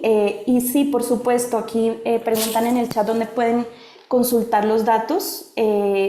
Tenemos una página que se llama El Negocio de las Vacunas. En breve voy a colocar también la liga. Ahí pueden encontrar toda la información, se pueden descargar las bases de datos de inversionistas y de farmacéuticas que investigamos. Tenemos una base de datos de más de 35 farmacéuticas, ¿no?, que hicieron desarrollos vacunales en el caso de la pandemia, y que, vuelvo a repetir, es solo un caso de estudio, casi que de libro, ¿no?, que nos habla del poder financiero y del acaparamiento de las vacunas, y también de la captura corporativa de los estados. Entonces, bueno, para terminar, solamente decir que si bien la revisión y las enmiendas del Reglamento Sanitario Internacional tienen estos 4 elementos fundamentales que ya se mencionaban, entre ellos el compromiso con la solidaridad y la equidad, es necesario pues avanzar más en este sentido, ¿no?, garantizando que las empresas rindan cuentas, que haya transparencia en las compras de parte del Estado, y que también como ciudadanos y ciudadanas y desde los movimientos sociales podamos contar con toda esta información para poder hacer incidencia y pues generar poder colectivo. Gracias. Gracias, Diana, muy clara tu presentación y por presentarnos cómo funciona el financiamiento y la industria farmacéutica, cómo ha sido financiada aprovechando esta pandemia que hemos vivido todos, ¿no? Vamos a dejar en uso la palabra ahora a Ragnia De Vito de Brasil. Ragnia es miembro de la Red Tercer Mundo, una organización que ha seguido muy de cerca el proceso de negociación tanto del Tratado Pandémico como el Reglamento Sanitario Internacional, y ha sido ex miembro del Grupo Feminista de Vacuna para la Gente. Ragnia. Gracias, Javier. ¿Me escuchan? Sí, ¿cierto? Listo. Perfecto. Bien, yo preparé un comentario que es como tú me presentaste, es más enfocado en el reglamento, pero yo solo quería añadir unas palabras antes como agradecerles por la confianza de ser invitada a ese panel. Es un honor estar aquí, y un panel solo de mujeres. Muy, muy, muy bien. Y también de mujeres que yo admiro mucho y conozco el trabajo desde cerca, y me pareció así un panel muy, muy interesante en el sentido de añadir otras dimensiones a la discusión sobre sobre la pandemia, ¿no? Y sobre sobre la pandemia y sobre la preparación a la pandemia. Muy importante, ¿no?, añadir esa dimensión, la dimensión financiera, la dimensión de la plata y de las empresas. Y yo quería solo añadir que en la Asamblea Mundial de la Salud en mayo fue aprobada una nueva resolución sobre el Investment Round de la OMS, que garantiza como más dependencia a los invertidores privados, ¿no?, a la organización. Entonces creo que es bueno, es muy fortuito que esa dimensión ha sido añadida. Bueno, entonces yo paso ahora a mi comentario, que es más enfocado en el RCI. Y bien, yo quería empezar hablando un poco sobre el Ebola, ¿no?, que explotó en 2013 y que fue uno de los grandes motivadores también a las enmiendas al Reglamento Sanitario Internacional. Bien, el ébola afectó principalmente países africanos, y los países más afectados eran esos que tenían menos recursos, ¿no?, para responder al virus. Entonces, solo para que tengamos una noción muy numérica de las cosas, Sierra Leona y Liberia, por ejemplo, tenían 136 y 90 profesionales de la salud, respectivamente, antes del ébola. Y perdieron mucho de su personal, ¿no?, muchos de los profesionales. Esos números deberían ser, ¿no?, de acuerdo con la OMS, 10 veces más grandes para que esos países tuvieran un cuerpo mínimo de profesionales de salud. Además, un punto importante que se desarrolló un poco después, es que mismo que siendo los países más afectados y habiendo contribuido para la investigación y el desarrollo de tratamiento para el ébola, esos mismos países africanos no tienen acceso a los productos que fueron desarrollados para el ébola. Empresas americanas han sometido pedidos de patentes sobre patógenos de ébola que fueron compartidos por esos países. Entonces, lo que estamos hablando acá, y yo creo que eso fue puntuado por todas, ¿no? Antes de mí, es que cuando hablamos de emergencias sanitarias estamos hablando de desarrollo de una forma más amplia de la economía y bueno, y yo creo que es importante acordar eso y acordar ese histórico que tenemos, ¿no? Entonces, después de la experiencia del ébola y antes de eso del H1N1, una de las principales fallas identificadas por expertos y países en desarrollo era la falta de financiación y asistencia a los países en desarrollo y el enfoque desde una perspectiva de salud pública más amplia, ¿no? Eso era lo que faltaba, para resumir. Así que y es lo que yo estoy aquí para compartir desde la visión de la Red de Tercer Mundo, la organización que yo hago parte. Las enmiendas que fueron adoptadas en la última Asamblea Mundial de la Salud son un primer paso importante, lograda por el trabajo arduo de los países en desarrollo, que lograron un cambio de paradigma, por lo menos en el lenguaje, en el reglamento. Y yo quiero solo como, reiterar y estresar como un paso inicial, porque incluye un lenguaje que empieza a tocar en esas fallas identificadas, pero que no logran exactamente todo lo que querían, ¿no? Equidad, entonces, solo para entrar un poco más en ellas, pero de forma muy breve, equidad y solidaridad están dispuestos como principios en el reglamento y muy importante, equidad es puesta como un resultado esperado del reglamento, no solo como una idea. Eso, ¿no? En términos legales es muy importante de señalar y de destacar. Así que eso abre una oportunidad en el contexto del comité de implementación, que también fue algo creado en las enmiendas, que se analice cómo la equidad está siendo promovida y lograda. Entonces no es solo algo abstracto, pero es algo que tiene que ser mensurado y discutido ¿no? en el contexto de ese comité. Entonces es un logro que consideramos muy importante y que un logro integral, ¿no? del reglamento. Entonces, yo creo que otro punto muy importante es que antes el instrumento, ¿no? el reglamento, promovía un abordaje de seguridad sanitaria, ¿no?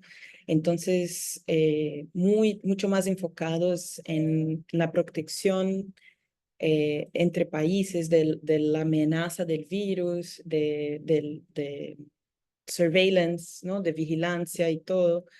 Y ahora las enmiendas hacen con que haya un giro paradigmático que incluye un abordaje de salud pública, como abogaban los países en desarrollo, la sociedad civil, expertos, y que incluye el aspecto de la preparación a las pandemias, ¿no? Y eso está dispuesto ya en el principio del documento.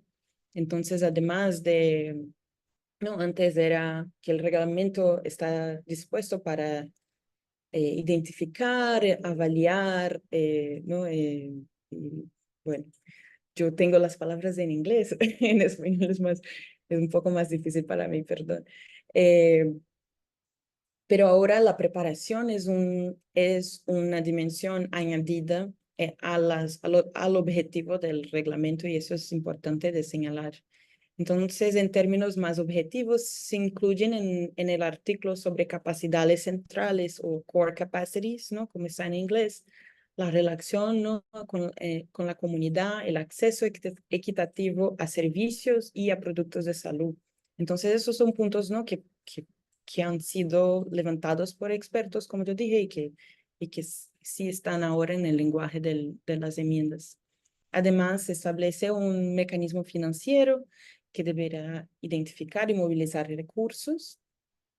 Y esos esfuerzos de movilización de recursos deberán ser avaliados y responderán a la Asamblea Mundial de la Salud.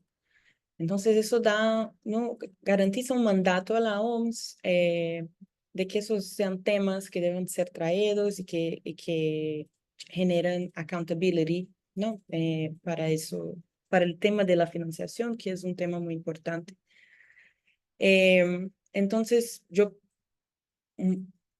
avanzando un poco más en los puntos que yo quería traer, muchos de los artículos de las enmiendas también señalan la autonomía, por un lado, y la capacidad diferenciada de los países en desarrollo cuando establecen, ¿no? Entre comillas, de acuerdo con las propiedades y necesidades de los países en desarrollo. Eso es un lenguaje importante que, ¿no? Antes no se hablaba en esa diferenciación y en países en desarrollo y mucho menos de prioridades y necesidades. Dicho eso, es importante también observar los límites y obstáculos que tenemos adelante, como muchas señalaron aquí a nivel internacional y a nivel nacional. Y aunque es un gran paso, la red de Tercer Mundo también ve que hay provisiones que pueden venir a condicionar algunos de los logros mencionados, y como el lenguaje, entre comillas, de acuerdo con leyes nacionales o en la medida de lo posible. Entonces, mi posición acá es más de aclarar lo que vemos, dadas las nuances necesarias a lo que sí se logró en términos de lenguaje legal. Bien, adelante, ¿no? Nuestros retos son la adopción y ratificación de las enmiendas. Los países todavía tienen algún espacio a hacer reservas que deberán ser avaliadas durante la Asamblea Mundial de la Salud. Y también en el esfuerzo del tratado pandémico hay temas pendientes, principalmente la transferencia de tecnología, el sistema de acceso a patógenos y repartición de beneficios. Y es por lo menos a nuestro ver, ¿no? En nuestra perspectiva de la red del Tercer Mundo, que el reglamento puede servir como un benchmark, ¿no? Una base mínima de equidad que puede empujar un poco la negociación del tratado, quizá. Pero reitero todas las cosas que mis colegas antes de mí expusieron sobre los desafíos y bueno, y las fallas que ese instrumento también tiene. Y bueno, yo solo quería añadir un poco a lo que Natalia dijo sobre el incremento de la institucionalidad y burocracia en relación a los instrumentos que el tratado pandémico quiere negociar, más específicamente el One Health, ¿no? De salud única, y el PABS, el sistema de acceso a patógenos y repartición de beneficios. Yo quería solo añadir un nuance que viene desde la perspectiva de TWN, ¿no? De la red de Tercer Mundo, que es que creemos que ese instrumento de One Health sí exigiría todo lo que mencionaste, Natalia, y que debería ser algo discutido no solo en el contexto de la OMS, pero en el contexto de la cuadripartite, ¿no? Los otros órganos de las Naciones Unidas que propusieron ese abordaje. Pero ya en relación al PABS, al sistema de acceso a patógenos, en el caso que se ha adoptado de acuerdo con el modelo del marco de preparación para la pandemia de influenza, el PIP Framework, que logra, por un lado, crear una institucionalidad, pero por otro también garantiza su sostenibilidad. Entonces, promueve recursos para la creación de capacidades en países en desarrollo y acceso a productos. Entonces, yo solo añadiría esa cautela que estamos totalmente de acuerdo, pero que el PABS sí logramos un lenguaje importante y que se asemeje a lo que fue logrado por la pandemia de influenza. Sí podemos tener un mecanismo que ayuda y no que crea más burocracia y que de verdad no resulta en logros importantes materiales como el acceso a productos, que el PIP Framework sí hace. Bueno, creo que es eso. Muchas gracias. Perdón, yo creo que yo me pasé, pero... Vania, muchas gracias. Muchas gracias y por la claridad en el tema del Reglamento Sanitario Internacional. Como tú lo has dicho, es un inicio. se ha logrado que se incorpore temas importantes como el tema de la preparación, como el tema del acceso equitativo a productos y servicios de salud, que es un inicio, que veremos más adelante cómo se implementa, y ahí, como lo citó Luz Marina, está el Comité de los Estados Partes, que hay que vigilarlo para asegurar que lo que se implemente, lo que se desarrolle, responda a la necesidad del sur global, ¿no? En términos de cómo nos preparamos y cómo aseguramos acceso equitativo y también la distribución de los recursos financieros, que es totalmente importante para nuestros países, ¿no? Quiero, si alguno de los participantes presentes desean hacer alguna pregunta, o alguno de los panelistas hacer una añadidura a su presentación, con gusto. ¿Alguno de los presentes desea tomar la palabra con una pregunta específica?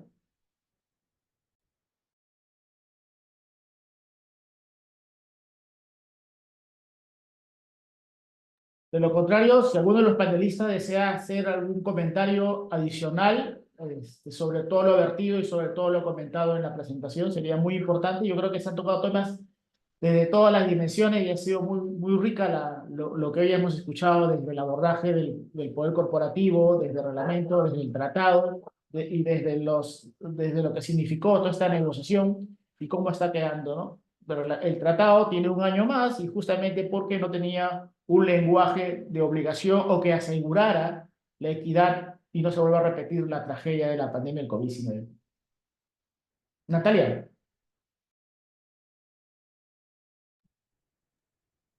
Sí, bueno, muchas gracias de cada una. También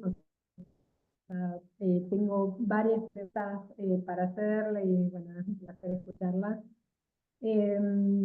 Sí, una de las aclaraciones no es que es un problema en sí, digamos, que se cree una nueva institucionalidad o que eso necesariamente es mayor burocracia intergubernamental y requiere de recursos. El riesgo para mí de eso, Raquel, es cuánto desvía los presupuestos nacionales también, que deberían estar destinados también a una atención primaria de la salud, a una articulación, y cuánto se sostiene, digamos, cuánto va y cuánto inciden, digamos, estos mecanismos también en nuestras normativas, o en fragmentar o segmentar la discusión. Y también, si el organismo, digamos, si en esto, digamos, si como vos dijiste, que me parece perfecto, la discusión sobre una salud, de hecho, tampoco tiene andamiaje en nuestros movimientos sociales latinoamericanos. O sea, nosotros hablamos de buen vivir de los pueblos indígenas, que habla de una reciprocidad con uno mismo, con la comunidad y con el ambiente, y que es una concepción totalmente diferente.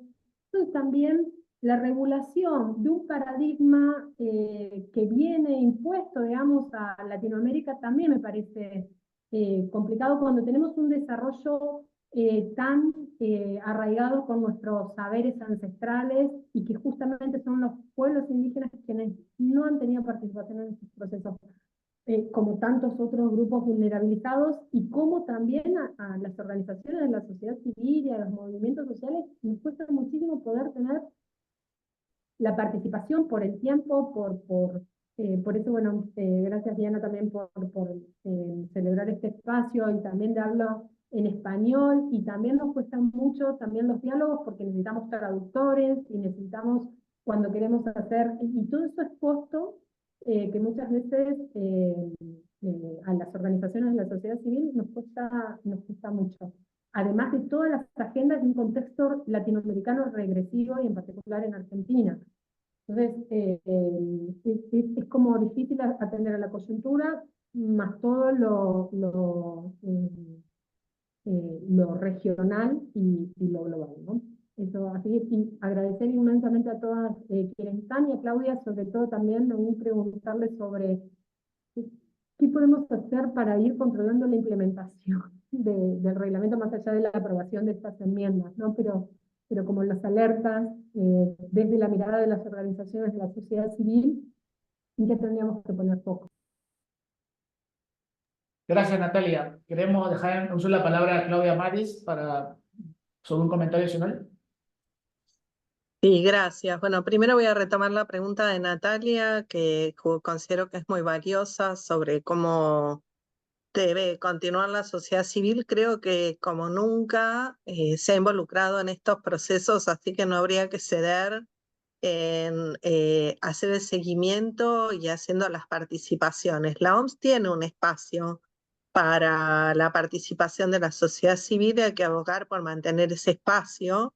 De hecho, creo que también la participación activa de la sociedad civil ha favorecido que los países no hayan aprobado el tratado pandémico, pese a todo el esfuerzo que hizo la OMS para aprobarlo, porque no estaba maduro el proceso y no había suficiente información y no fue inocua la participación que tuvo la sociedad civil en este tema. Así que yo abogaría porque eso se mantenga y se incremente, aún con todo el esfuerzo que involucra.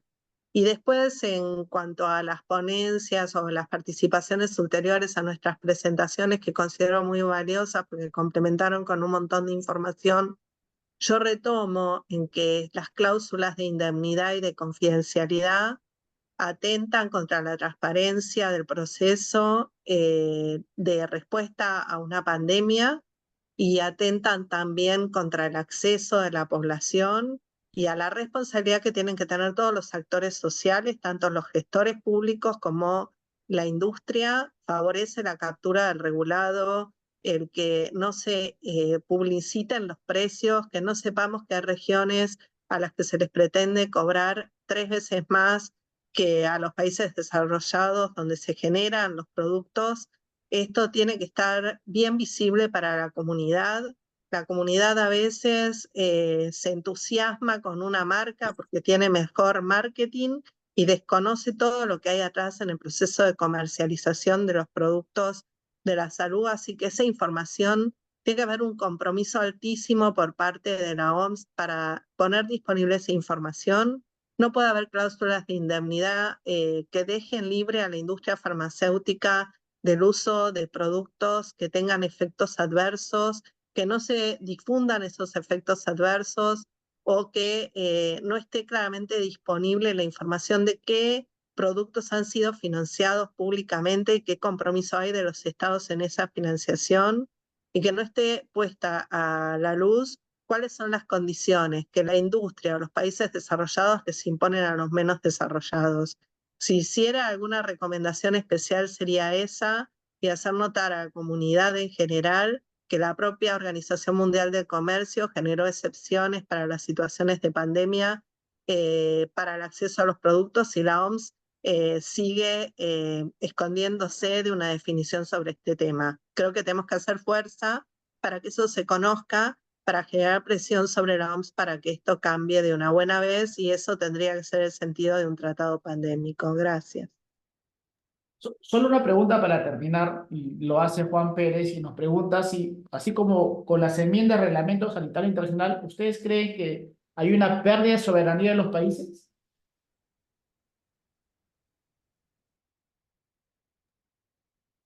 Yo quiero retomar, perdón, que estoy asumiendo una respuesta, pero me parece que la OMS no tiene, por su constitución, a diferencia de otros organismos internacionales, un poder sancionatorio sobre los países. Lo que tiene es la posibilidad de exponerlos, por ejemplo, con la información de que hay una pandemia. Si se avisa que hay un evento de salud pública de importancia internacional en un país, puede afectar el comercio, y eso puede ser muy nocivo para un país, aunque no sea una sanción. Esa es la herramienta que tiene la OMS. Entonces, los países no tienen tanto afectada su soberanía en ese sentido, pero sí la tendrán si hacen caso a todas las indicaciones o recomendaciones sin tener una postura crítica atenta a sus intereses y a la necesidad de su comunidad. Pero es cierto que hace falta una respuesta internacional coordinada ante eventos como los que ocurrieron. Lo que hay que tener la sabiduría para que sea equilibrado y no se perjudique a los países menos desarrollados en este juego de tensiones. Muchas gracias, Excelente. Claudia. Coincido con lo que dice y le agrego que no solamente o sea, si bien no se afecta de manera directa la soberanía muchas veces nuestra soberanía sanitaria está implícitamente guiada o condicionada por paradigmas biomédicos, biotecnológicos, bioasistencial, que insumen gran parte de un presupuesto estatal en perjuicio de medidas promocionales y preventivas vinculadas al primer nivel de atención y a los niveles de atención del autocuidado, entonces, y de afrontar todo lo que sería la determinación social del proceso de salud o de enfermedad, atención, cuidado, que tiene que ver con cuestiones estructurales. Entonces, en eso, estas recomendaciones, por ejemplo, de OPS o de OMS, que no están, digamos, en el marco de una pandemia, sino que son antes de una pandemia, que son cuando nos quieren, cuando promueven modelos como el CUS, como las funciones esenciales de la salud pública. No es que no hay que cumplir las funciones esenciales de salud pública, no es que no hay que fortalecer las capacidades, pero no solamente eso, porque eso es una respuesta biotecnológica, biomédica, y tenemos que arrancar en relación a los modelos de mal desarrollo o de desarrollo que genera enfermedades. Lo que se está discutiendo también hoy, y eso es importante, es la sostenibilidad de la vida misma, ¿no? Porque esta discusión de salud que está encabezando, que tiene que ver con la propiedad intelectual, también afecta a la propiedad intelectual de los alimentos, de cómo vamos a tener seguridad alimentaria en el futuro, o en breve. No es solamente una cuestión de medicamentos y de patentes, sino que es más profundo de cómo por este medio también pueden influir en otra legislación y armonización a nivel nacional. Igualmente, la soberanía también se afecta, digamos, como por estos modelos, y también se ve afectada, digamos, con decisiones que tienen que ver con el endeudamiento, con las políticas fiscales, con cuestiones macroestructurales que asumen nuestros países, y no solamente por un tratado o un reglamento sanitario, ¿no? Perfecto, muchas gracias. Gracias a todos por su participación. Vamos cerrando el evento. Decirles que la grabación de este evento va a estar colgada en la página web del Observatorio de Justicia Sanitaria y Climática, en la red Globalización con Equidad y en la página web de Acción Internacional para la Salud Perú. Solamente para cerrar, les pediríamos que prendan todas sus cámaras para una foto y muchísimas gracias por su atención y su tiempo. Muchísimas gracias a todas, Xavi, por la moderación y a todas las compañeras. Si pueden prender toda su cámara, por favor. Xavi ahí en Ecuador.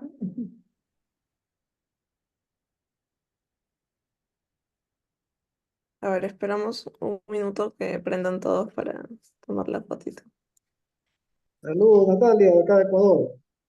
Mira que estamos con mascarilla todavía. Ya, a ver, ahora sí voy a tomar la foto, así que todos sonríen. 1, 2 y 3. Otra más. 1, 2 y 3. Perfecto. Listo, muchísimas gracias. Un abrazo y cuídense todos. Muchas gracias. Muchas gracias. Hasta luego. Muchas gracias. Un abrazo. Muchas gracias. Saludos, gracias. Ay, Gracias, Carmen. gracias. Lourdes.